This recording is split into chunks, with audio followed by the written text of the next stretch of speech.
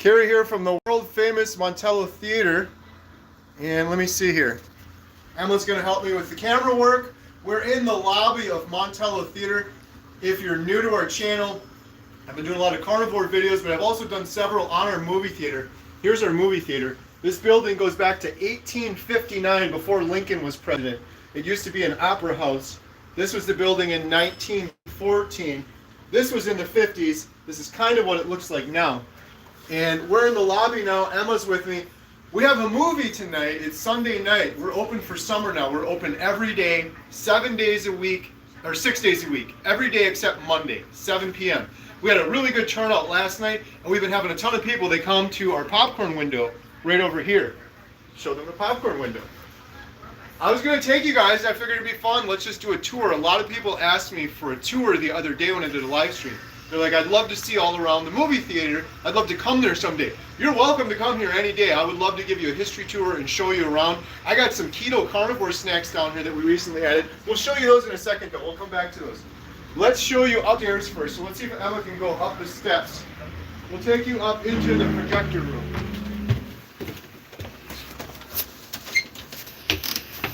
Got it?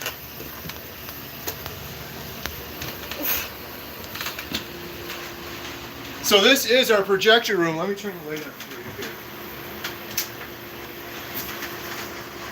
This is our projector room in Montello Theater. We're upstairs. This has so much history. This is like going back in time, like in a museum or something. This is where they used to splice film. This is original film that they used to have here. Now, it was about 15 years ago when the whole industry switched from film to digital. This is what the digital looks like right now. We get all of the movies on a hard drive like this. But it used to be digital, and this was our digital film projector before we took over. My family and I took over 9 months ago. And but all of this is here from the beginning. So like, this is so cool. We have boxes and boxes of these. These are all trailers that played here. And when you'd have trailers, you'd get to keep them. The former owners, I give them so much credit, because they had to learn how to run a movie theater like we did, but they had to learn how to become a projectionist and run this machine with film. And so every time they'd have a movie, a lot of people don't realize this. They think, oh, here's a movie. No, this is only 20 minutes of one movie. To watch a full-length movie, like the one we have tonight, would probably be like 8 or 9 of these reels. And so they'd have to splice them together. This was a splicing machine. And they'd splice in the trailers with those. They'd splice it all together, and then they'd run it through the projector. And then at the end of the weekend, when they'd have another movie, they'd have to break all this down and rewind it, put them all back, and send it back to the studio.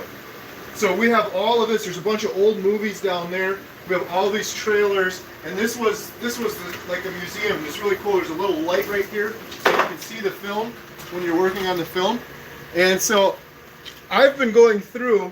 I haven't had much free time, but I've been going through and trying to see what's on all of these reels.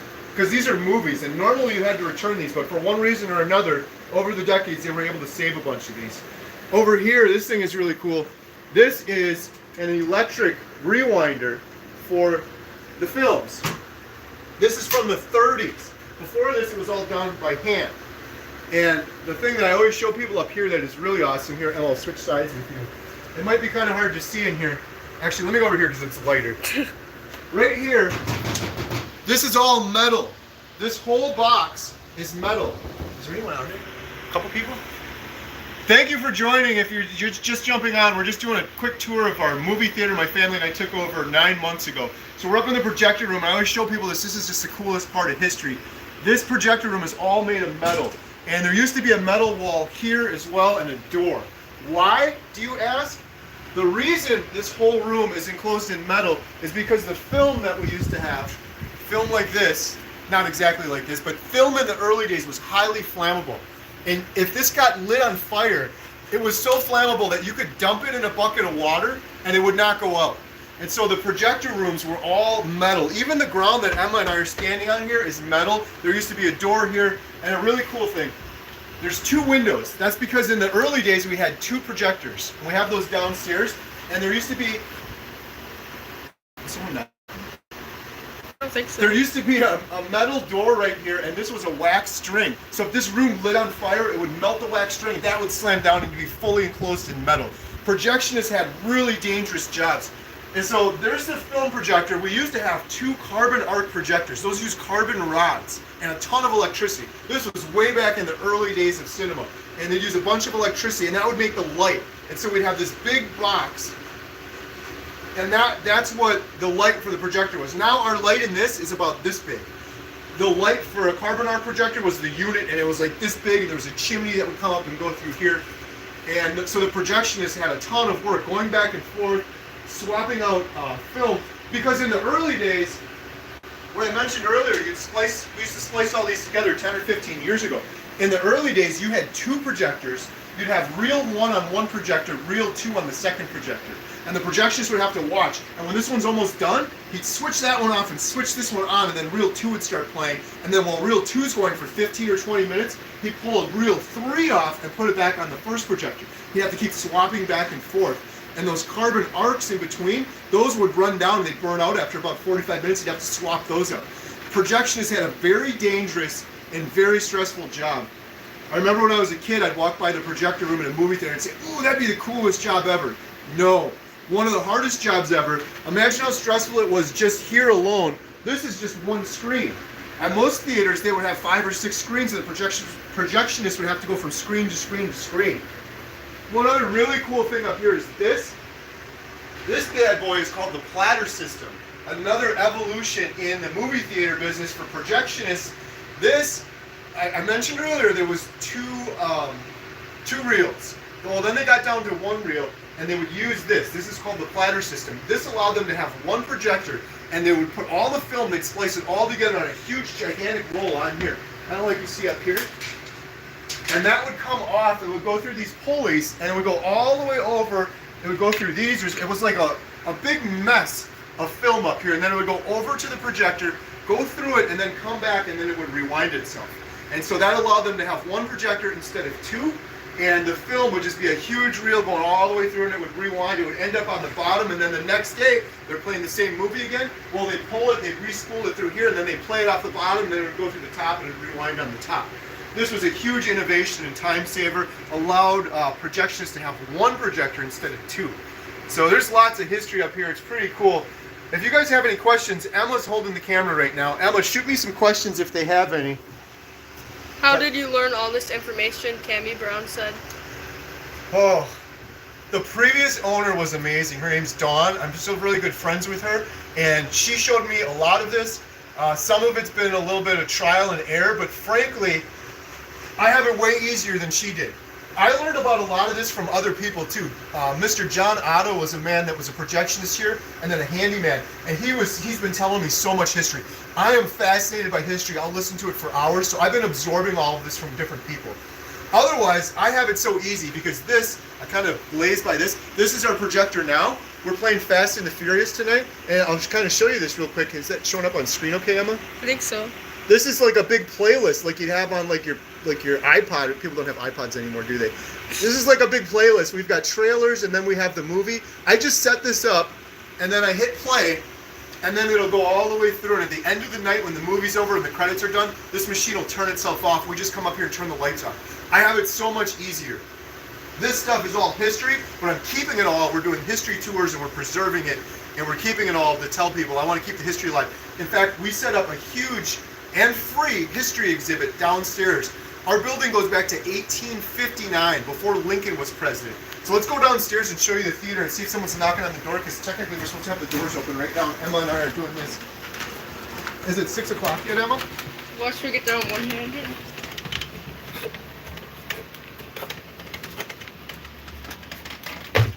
As Emma falls down the steps. All right, we'll show you outside real quick.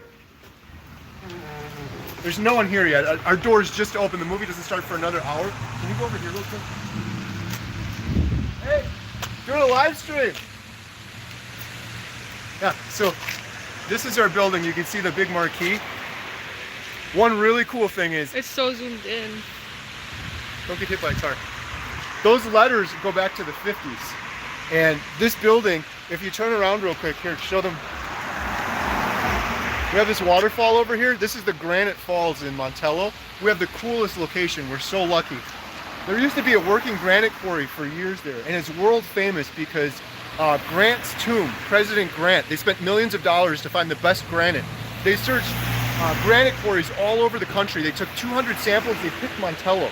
So the granite for Grant's tomb, his sarcophagus, which is a stone coffin, is taken right out from there. And all of the foundation of our building and even the building next door is using that same granite that's in Grant's tomb, and a lot of the buildings around here in Montello. So it's really cool. And now if you came here back in the 1880s, this would have been a wooden walkway. This would have been a dirt road with horses and buggies going by. And back over here on the side of the building, we're not gonna go back there, but there used to be a barn back there. The barn, can you guess what the barn was for? That was for the patrons of this place. It was an opera house then, it was a show house. The patrons would come here and they would park their horse in the barn. Hey, Tim's here. Here, I'll take over now, you can handle Tim. Hey, Lonnie. So Emma, we got a customer coming now. His name is Tim and he's the coolest kid. He loves all the movies. So he's coming in early to see Fast X, but this is our concession area and we recently added all of these. These are all zero carb, low carb snacks. Of course, we have candy and popcorn. Our popcorn machine goes back to the 1950s. It's 70 years old. Flip it and put it on your face. Oh, let me flip it and put it on my face, Emma said. There we go. So Emma's up there going, so this is the theater room itself. And we have some trivia playing that I put together. We have 150 seats in here. There used to be 200. And the seats that we had before, let me show you real quick. Right here. Those wood seats, we had 200 of those, and about 7 years ago they switched them to these, and then we went down to 150. But the really cool thing is, sorry, this is going to be kind of loud.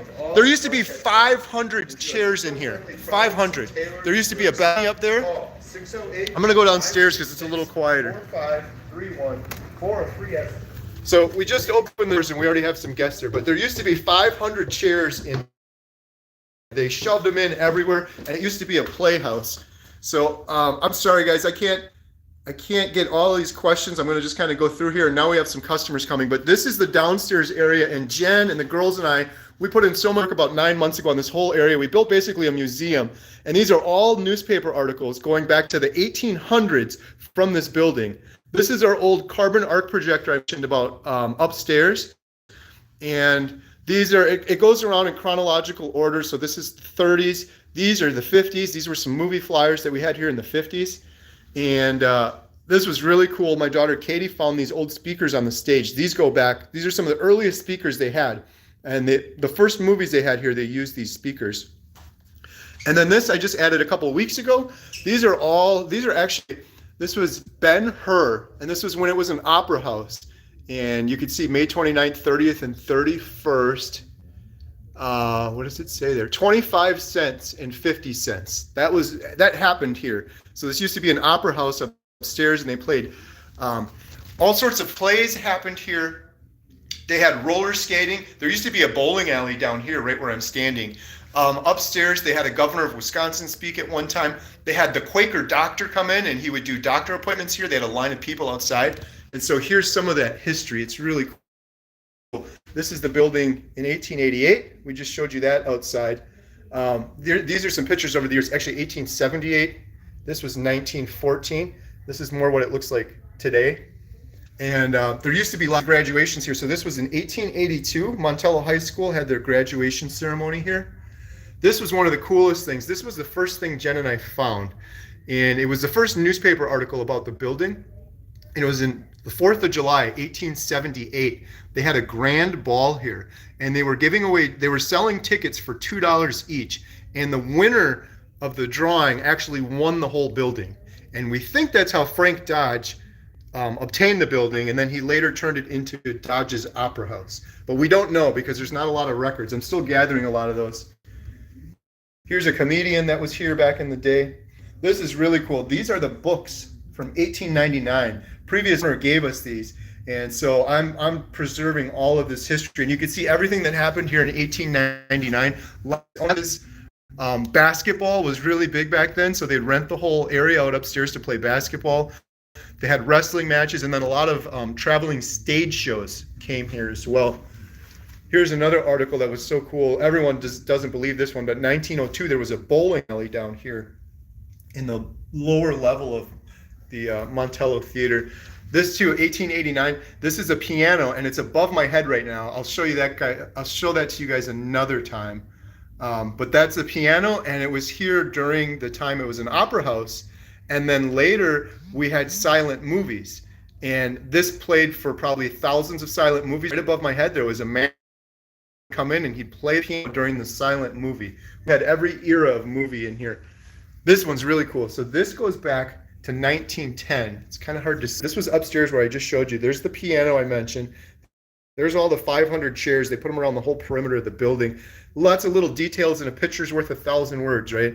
This is a gas lantern. That's what lit the building, because this was before electricity. They had 2 gas lanterns, and the whole building was heated with a wood fireplace. It was really cool. This was Frank Dodge's daughter. In 1904, he put, well, let's see if I can, sorry guys, let me switch this around here.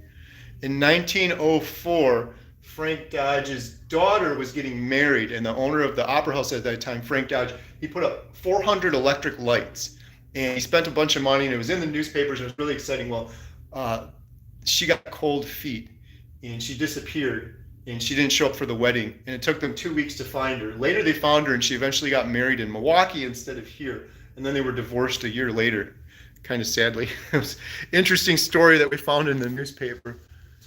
This one's really cool. Someone sent me this on Facebook about a week ago. I still have to frame it, but this gentleman, this was from 1929, and he's standing on the side of the building. I've never seen a picture from the 1920s of the building.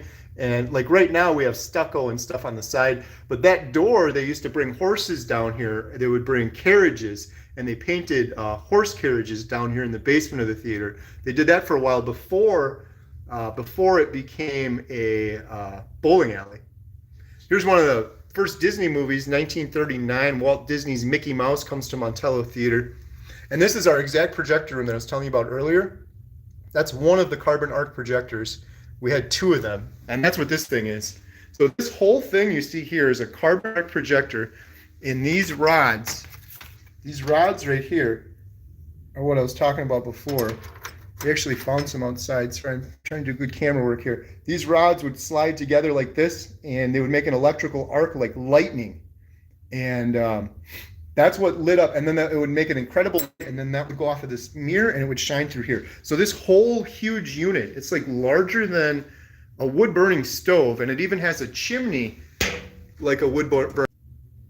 Oh, I think I dropped off there for a second. Hopefully we'll be okay now. Carbon arc is used for brazing. It's also, carbon arc is used for lighting in Hollywood in the early days. They used to have those big lights. You probably saw them in the old black and white movies, and those were carbon arcs. And so we had 2 of these, and the projectionists had to watch those because those rods would go down like a candle burning out. After 45 minutes to an hour, they'd be done, and then they have to change those. But this whole thing was basically a big light bulb, and that light would come through and would go through the projector head. And then the film would come down from there and go through there. That's the sound head. And it's really cool because if you look on a piece of film, there's sound on the side of it, encoded on the side of the film. And that sound on the film is offset by 8 seconds. And that's because that's the time it takes for the film to get from here to sound head.